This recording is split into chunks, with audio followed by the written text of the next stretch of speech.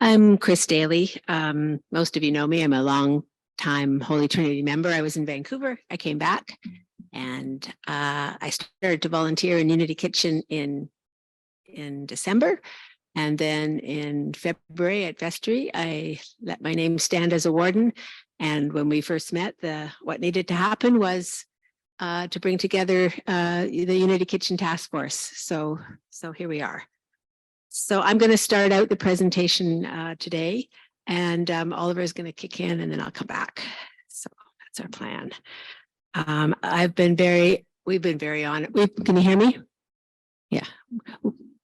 Yeah, we've been very honored to be able to do this work with a task force that's been amazing, with staff that have fully engaged.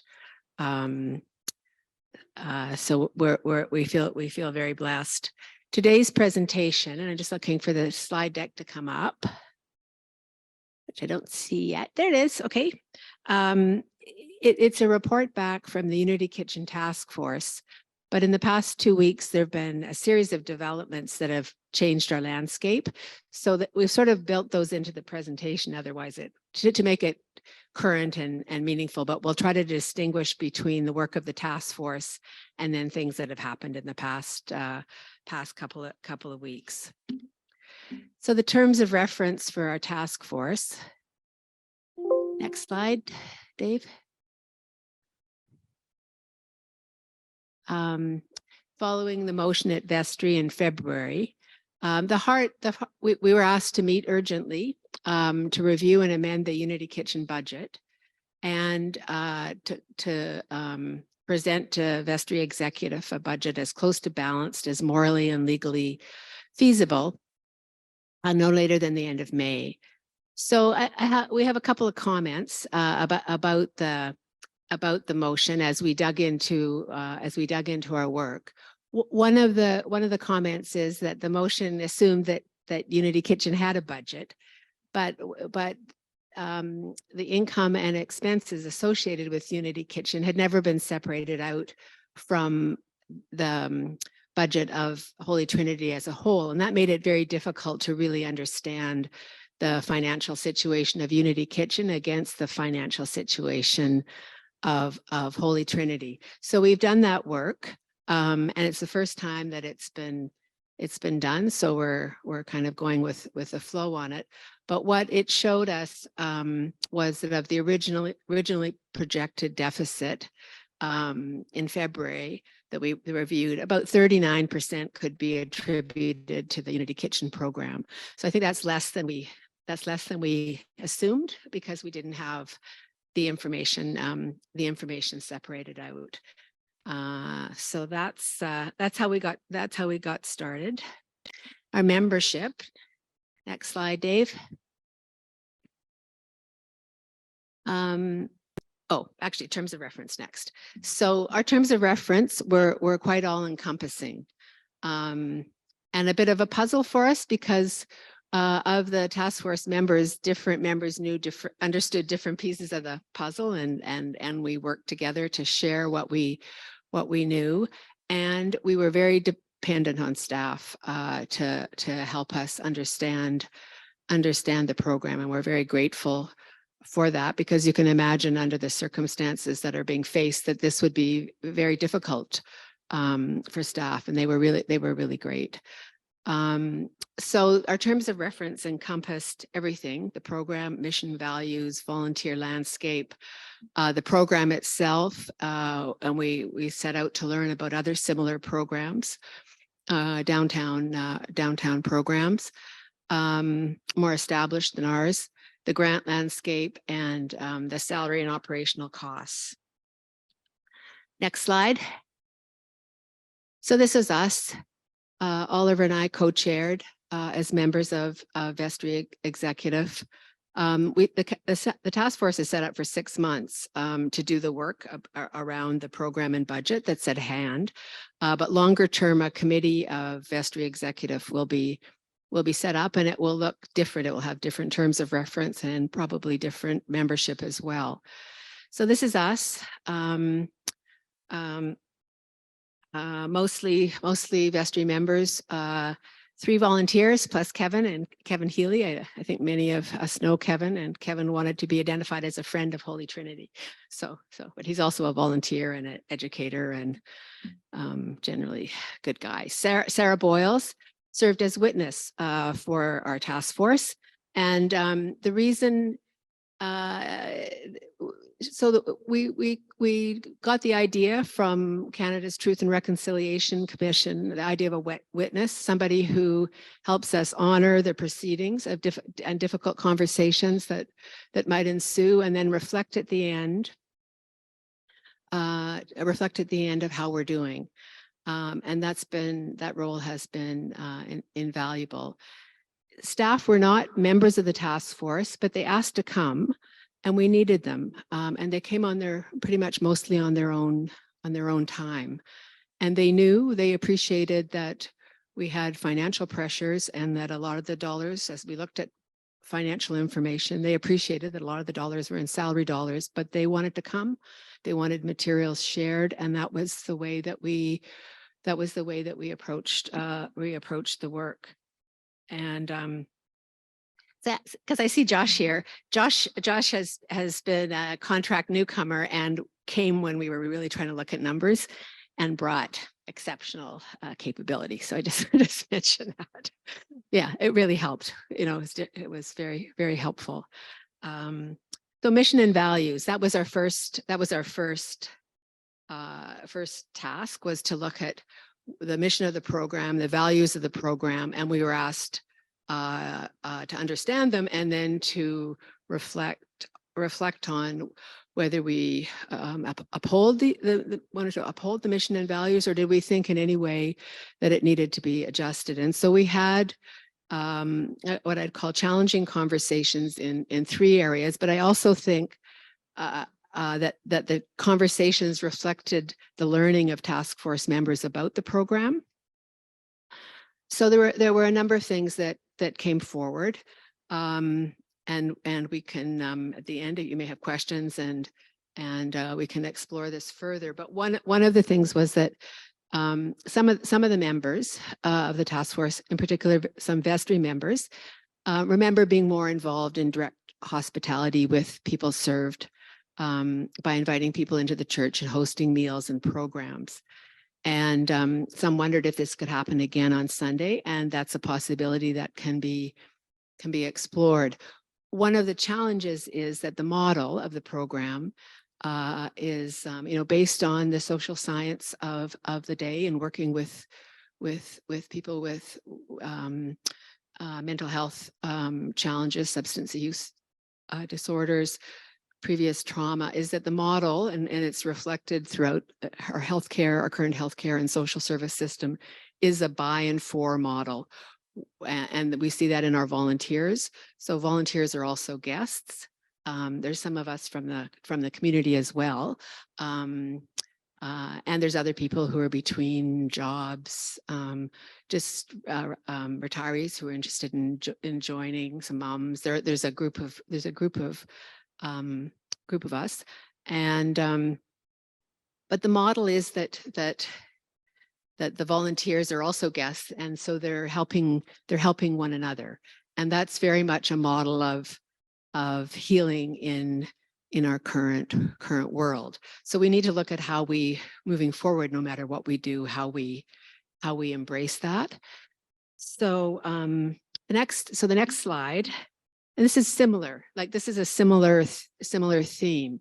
So people were concerned because the program provides food, that it seemed to be one of charity and not social justice. And I think that goes back to the model.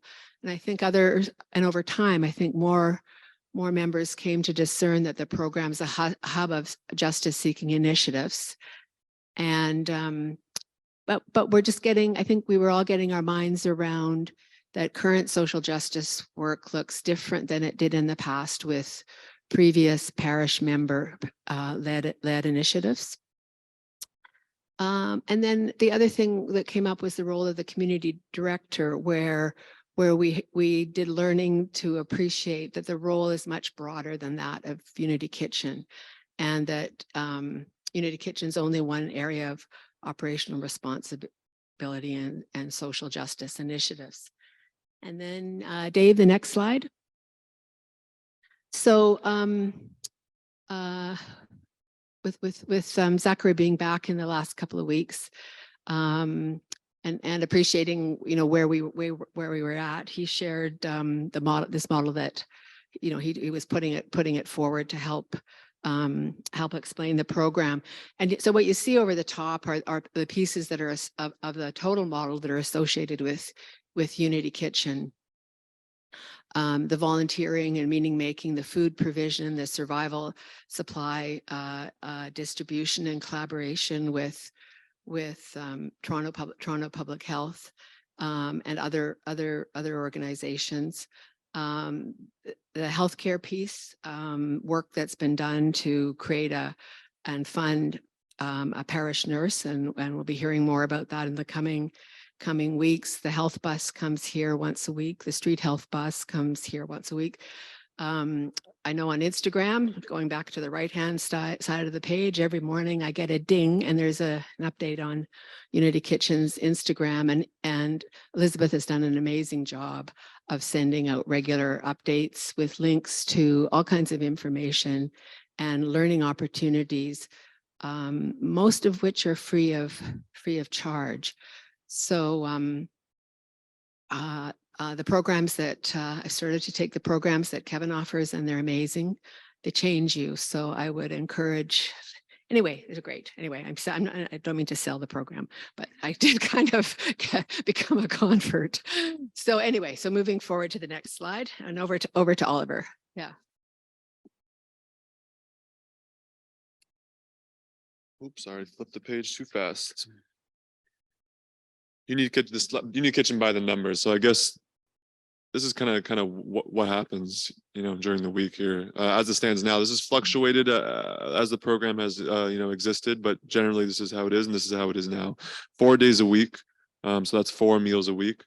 About 150 guests take lunch every day. About half of those people, and not everyone who eats accesses clothing and survival supplies, but we get about 80 people coming to the door over here and getting clothing and other special needs, sometimes we call them. Again, as Chris mentioned earlier, there's a large Instagram presence. So it does touch a lot of people. Next slide, volunteers. Unity Kitchen team care deeply about their guests and volunteers. There is about 83 active volunteers at this time throughout the week.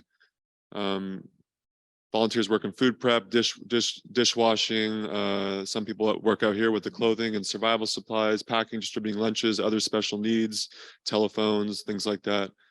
I think the task force, what we did discern, which a lot of people know, but we'd like to share, is that the program is an anchor in the lives of many volunteers, and it has become that way over the past couple of years. Some volunteers have come, learn skills in the kitchen that they've taken forward for other places of volunteering or future employment. I think Unity Kitchen kind of feels like almost like a community restaurant sometimes, where people really, because there's so much cooking involved, I think like a lot of bonds were formed between people volunteering and staff. And I think that's why, testimonials from people who participate in Unity Kitchen say it's a unique experience, one they didn't have at other places they volunteered at. So I think that's kind of important to note. Next slide, please. Learning from site visits. So a bunch of us paired up and went and visited other groups and organizations doing similar work to us in the downtown core. And we found that a lot of them are going through some of the same issues that we felt like we were going through. Post-pandemic, funding drying up, grants ending. A lot of people also closed their kind of drop-in or interior spaces during the pandemic, and some of them have experimented with reopening. And the streets have changed. I think that's a lot of things that people did talk about. So guests coming in, it's a bit of a different environment than it was 2 years ago. Different behaviors and different challenges arise when you bring people back inside after the condition outside has changed. So that's something people, I wouldn't say they warned us about, but they said be aware of it, and they've had to learn with it as they've gone along. The grant landscape. It all comes down to grants, doesn't it? We did develop a template, a couple templates, looking at grants we've had in the past, grants that we want to apply to. We did agree to make a subgroup that's going to meet to support staff to help perhaps pursue some of this different kinds of funding, because it is quite challenging. It's a lot of work. I think a lot of people we visited do rely on grants to run their programs, and they often wish that they had a paid staff person doing that. But as usual, it falls down to people's own self-determination to get these things done. But we have a subgroup on it, which is great, because it does take a little bit of village to get these things done. And we do have a meeting scheduled with the diocese to explore a specific granting opportunity. So that's kind of exciting. And then also Elizabeth and Chris and a couple other people spearheaded kind of a new survey of our guests, which is the next slide. It's called the Summer 2022 Community Survey Findings, which was done a couple years ago. This is kind of like a reinvigorated kind of survey, pretty broad, had good participation. And we found that people are very appreciative of the program, the meals, the love and attention with which they are prepared, and the welcome that they receive.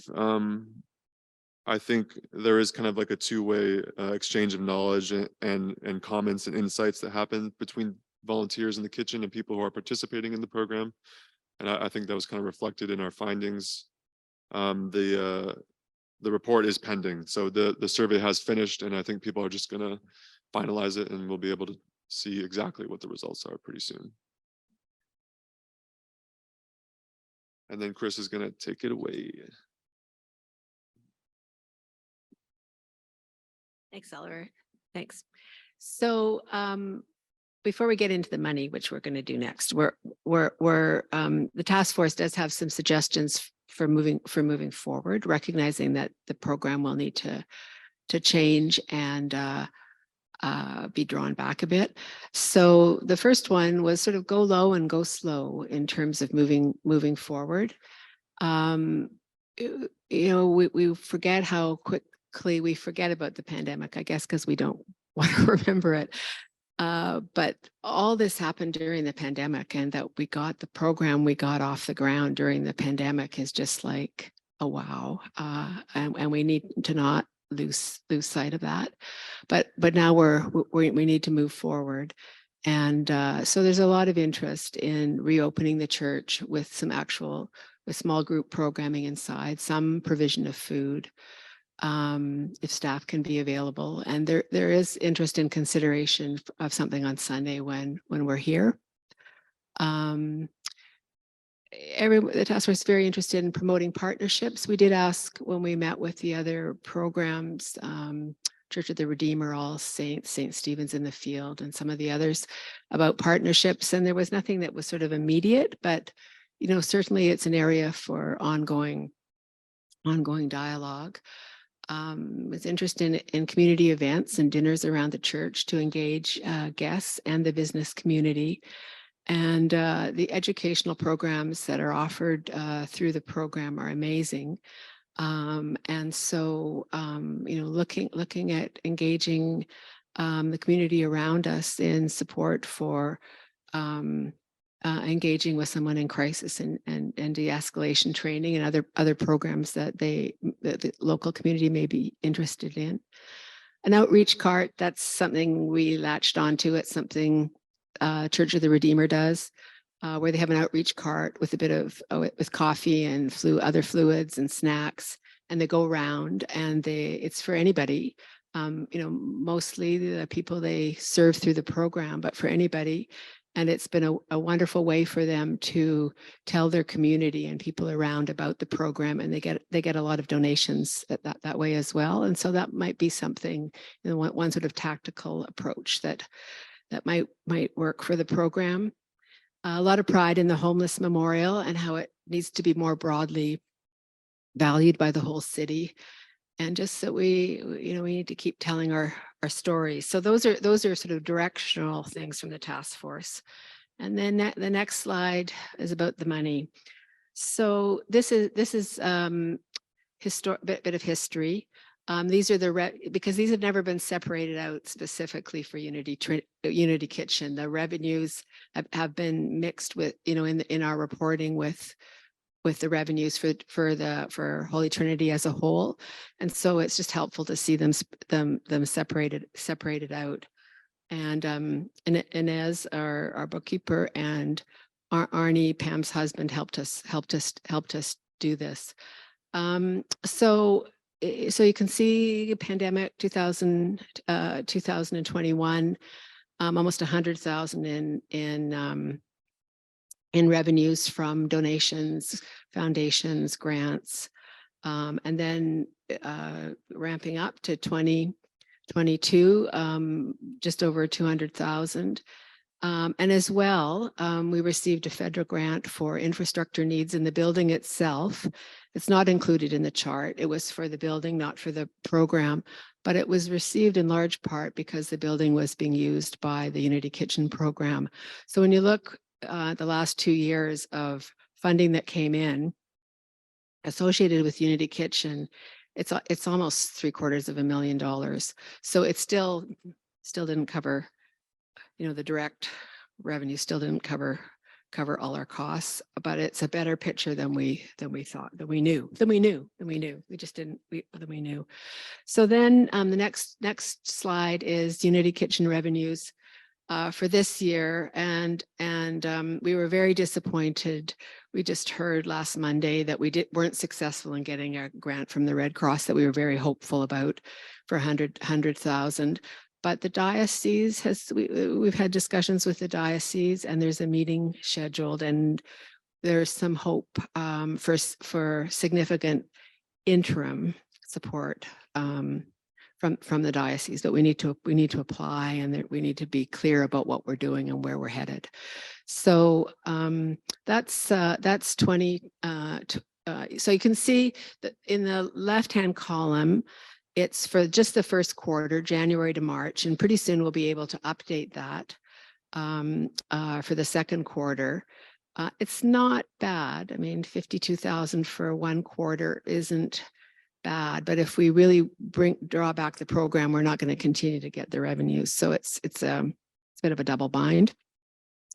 So, but that's not too bad for a quarter. And you can see on the unreceipted for a quarter, we got almost 13,000, and we'd only projected for the whole year 18,500. So anyway, those figures will be updated, but we're in a very different environment as our other programs, where the money that was externally available during COVID is not available, but there still are some sources. So we're kind of not done yet, but it's a lot tougher. It's a lot tougher. So that's the revenues. The next slide. So what's been happening, because staff are very aware of the reductions, is that people have been moving on to other positions.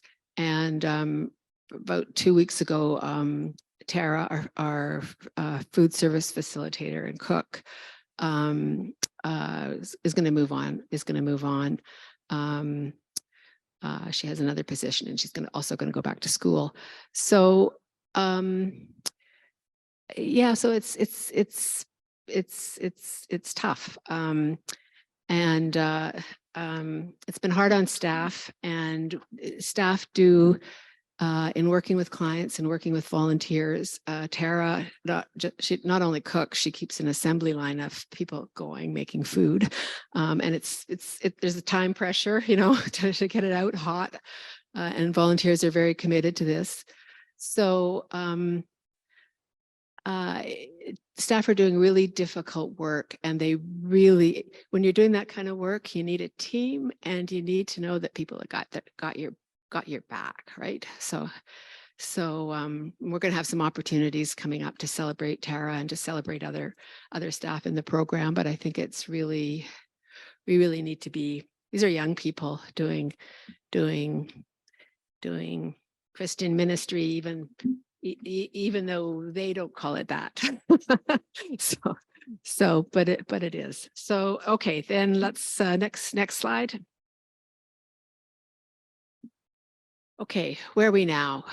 So at the end of, the program staff, the program staff that don't include the community director, but the direct program staff by the end of June, the only program staff that will still be in place, and we're not replacing people as they resign, will be Elizabeth Cummings, the open hours coordinator and volunteer coordinator, and Elizabeth wears many other hats.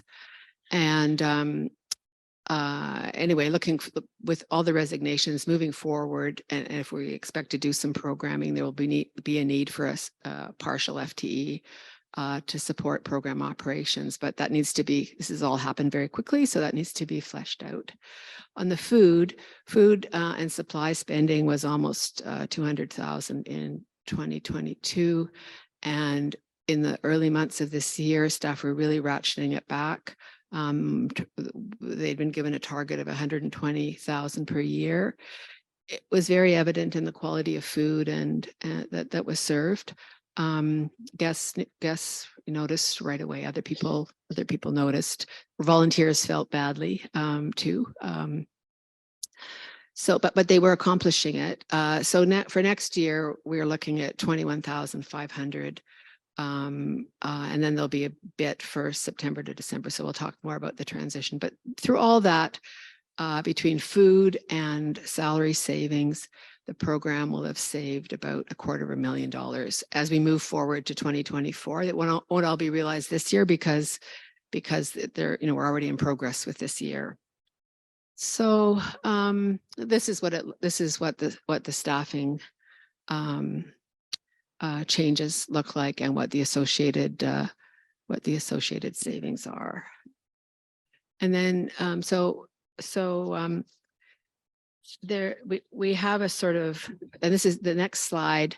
It's VEC. It's not the task force, because the task force meets again this week, but hasn't met since some of the recent changes have ensued. So this is VEC, not the task force, but I think it needs to be presented because it's so meaningful to meaningful to where we're at moving forward.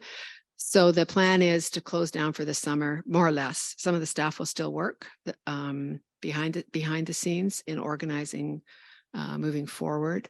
But working for September, the intent is to go back to go from 4 days of food provision to 2, but it'll probably look different. It'll be around programming and people coming into the church in limited numbers.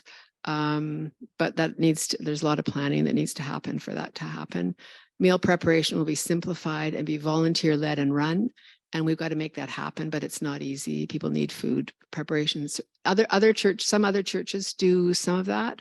But it's not easy, and you need people who are able to be in that hot kitchen on their feet for a few hours and directing a team of volunteers.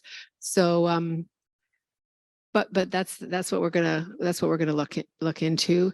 And the provision of clothing and survival supplies will continue because these items are donated, and so there's no cost. There's no cost associated with their provision. So then next slide. Yeah, so July, the program, this is the proposal to save dollars. Will close. The summer grant contract employees and the open hours coordinator will come in, and they'll be doing planning, organizing, archiving, and inventorying donations. We've never really inventoried the value of some of the many donations that come in, and they're huge. Hundreds of sleeping bags and tents and we've never done that. So we need to be clear about what's coming in and what's happening with it. And then in August, volunteer training and organizing for moving forward, and then September reopening, but 2 days a week. So that's where we're at. The next steps for the task force isn't quite done yet because there will be many details that need to be worked through moving forward. The survey, Elizabeth's going to present the survey findings. We've been very blessed to have Mia Hershkowitz, who's a PhD student in social work student, a social worker, helping us with the survey. And there was discussion of whether we would do focus groups after, but things have changed so much. We're going to have to really look at what we would do, what we would be wanting out of focus groups with guests and volunteers at this time. And then we need to keep looking for money. We've been asked to provide input to the 2024 budget by the fall. And then we need to shape an ongoing committee to be in place for early fall. So that's it. That's it. Yeah. So we